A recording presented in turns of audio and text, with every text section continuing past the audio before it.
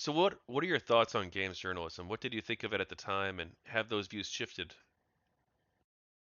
Honestly, at the time, I was kind of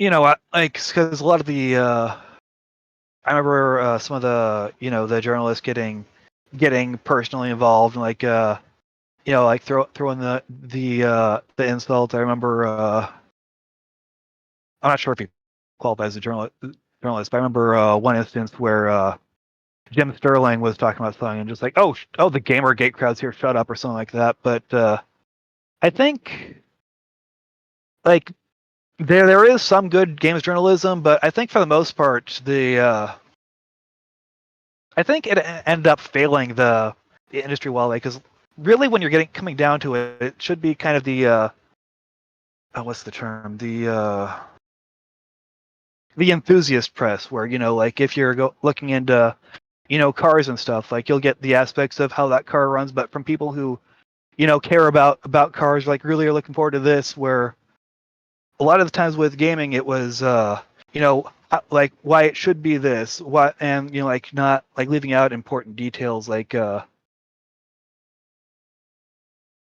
did they get swag for getting like with the review copy, which is a pretty minor issue in the grand scheme of things, but it did come up.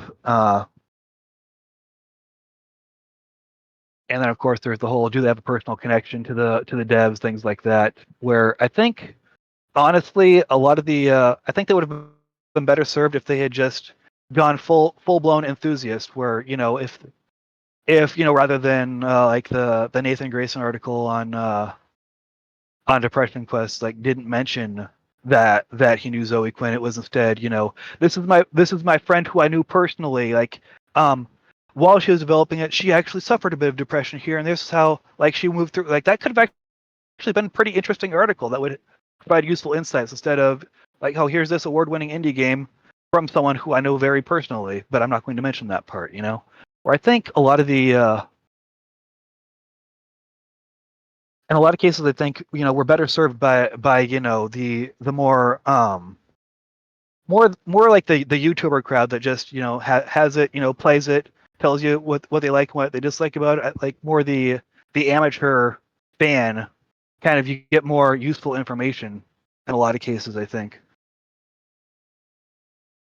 It seems like the right approach, or a better approach to all this, would have just been saying, "Hey, look, we made some mistakes. Here's the actions we're going to take to address those mistakes, and Oh yeah, absolutely. here's how we're going to try to approach things moving forward." Like, why not just do that? Why not just maybe slap a couple people on the wrist, initiate a couple reforms, and call it a day, and Yeah. everybody goes home? Oh, absolutely. Like I wouldn't have even pulled the offending articles. Just slap a disclaimer on them. Maybe if you've got an audience that's pretty interactive with you, it's, hey, do you want us to make a new review of this from a different from a different writer or something like that? Like there were definitely easier, like less dramatic ways of handling things than the Gamers Are Dead articles. Well, what kind of reforms would you like to have seen happen with the games press? Definitely disclosure on if they've got a personal connection. That was, of course, one of the big touchstones that kind of set things off. And like I said, if there's if they got something along with the game, or like in some cases, I kind of wish they'd gone back afterwards. I remember, I think this was a couple of years after GamerGate was really a major force, but like with EA Star Wars Battlefront 2, I remember the journalists were actually I'd actually say were the victims in that case, because they had that whole massive loot box controversy, but the review copies, the loot boxes were much more generous, if I recall. So their reviews were based on a completely different experience than the actual end users would get. So like in that case, like absolutely, like having the chance of saying, hey, here's what we got, go back and maybe we should reform our review. Of course, this was before GamerGate, but there's one of those big examples of really messing with your credibility was the Jeff Gerstmann incident from GameSpot, I believe, where he gave a bad review to Kane and Lynch when it was their banner ad and got fired for it, which kind of made people wonder, are these reviews bought and paid for? So like at that point, I think is when the gaming press should have realized that more disclosure is our friend. As much as we can give, I think that would have served them a lot better in the long run. You mentioned the Battlefront situation, and Yeah, I remember during Gamergate, I actually kind of forgot about this because it seemed like it never really picked up steam, but there was a contingent of people within the Gamergate community who very much thought that we should have started going after the developers who had these shitty microtransaction policies and things like this, and like really start trying to pressure not the developers but the publishers especially to try and to not go this route, to not have everything be monetized and these pay to win models and loot boxes, things like this. It seemed like right. it didn't really gain a lot of steam in the community, but there were always a couple people who really wanted to try and push Gamergate in that direction. Were you one of those Yeah. people? I wasn't. It's I was definitely sympathetic to that idea, but it's like like Gamergate was basically a consumer revolt in a lot of ways, as a lot of the people at the time described it, and I'd agree. But I'd say pushing back against loot boxes would also be that, but I don't think it was really in the scope where it was something that we cared about like individually, but the group wasn't really geared towards that. I think it was kind of just a a unrelated gaming concern. Yeah, I was at the time. I was open to hearing the arguments about this. I think it's like a conversation worth having. But I didn't really want to bring it into Gamergate for a couple of reasons. Like first off, I didn't want to like have like mission creep, where like now we're talking about Yeah. every fucking thing ever. And then I Right. was also concerned that it would create the perception that we were against developers, and I thought that Yeah. that would undermine the movement way more than it would do good. Because I didn't want that Yeah. perception That's to exist. Oh god.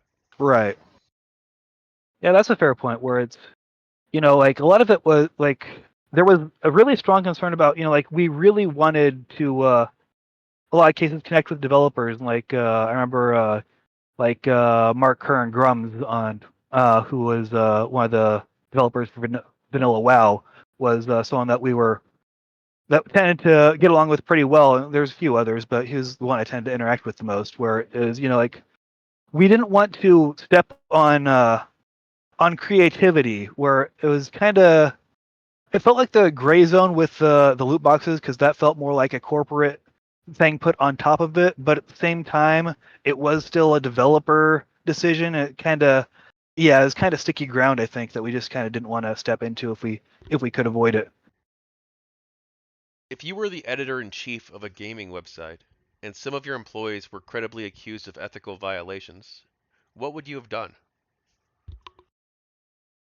Uh, Investigate to the best of my ability. First of all, like see what the concerns are. If they've got a good excuse, if it's something that seems minor, like I would if it's I would want to avoid the appearance of impropriety because if nothing else, I don't want to damage, the brand of my publication. So if there's something that seems iffy, I'll put that disclaimer in there, like, oh well, this person actually turns out knew them. Might want so someone reads that, can take it with a grain of salt. If they if there's pushback against that, maybe see if someone else will review it or offer a different perspective. But if you've got an established person who's like got the one laps, of course you don't want to just immediately throw them out. But if they've got like a history of antagonizing your audience or being misleading or leaving out important details, that's you know maybe you should like look, this is just like we can't keep having this. You're going to bring a bunch of like you're going to bring the whole site down with you. Like you're going to hurt the reputation of everyone else who works here. You talked about how you think that perhaps the video and streaming stuff is a, a, a useful way to look at games journalism, a sort of different way of doing journalism than the traditional written form. Do you think there Yeah. is still a role for the written form?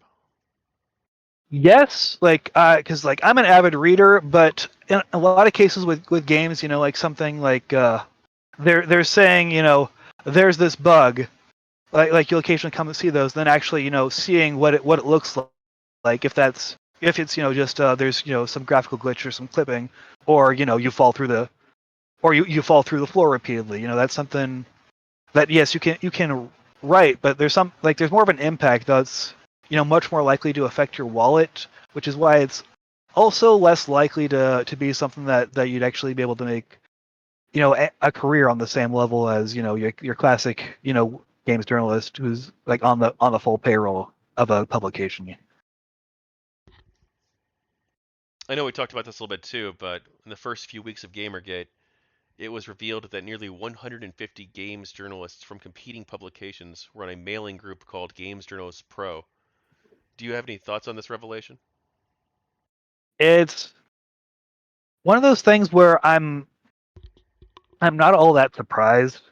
Where it's the fact that they all came out the same day, almost tipped their hand already that there was some kind of collusion going on there. Where it's in general, like if